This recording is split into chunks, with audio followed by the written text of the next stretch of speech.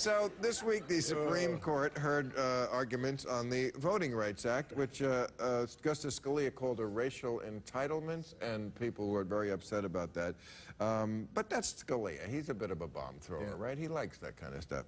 But the truth is that maybe the Voting Rights Act is not helping minorities, because it was designed to help minorities by basically gerrymandering districts.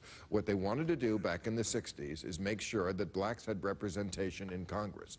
So they redrew, and that's gerrymandering districts so that all the black votes would be in one district. And yes, we now have something like 40-something black members, the caucus, in Congress.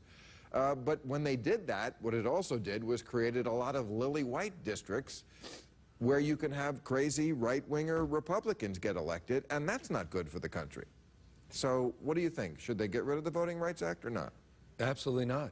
No. I mean, what more evidence do you need than Scalia's own commentary about entitlements? You know, Bill, let's not forget where we were a year ago, and you were talking a lot about it on the show. 37 states tried to change their voter ID laws. You had, because of Section 5 of the Voting Rights Act, you had 2 efforts by the DOJ to stop, before it went into effect in South Carolina and Texas, those same kinds of actions. This still is alive and well. Just a few years ago, 2006, 15,000 pages of testimony, 10 months of hearings, 21 actual hearings, where there was pervasive abuse, pervasive discrimination, determined by Congress, a 98-0 vote in the Senate, that this was needed to be reauthorized. Here we are just a few years later, and we're sitting here potentially with Scalia, a member of the majority, to actually turn back the clock on the Voting Rights Act. That is a huge mistake. Okay, well, opposing views? We're becoming more and more diverse as a country. We're getting more brown, so I'm all right with that.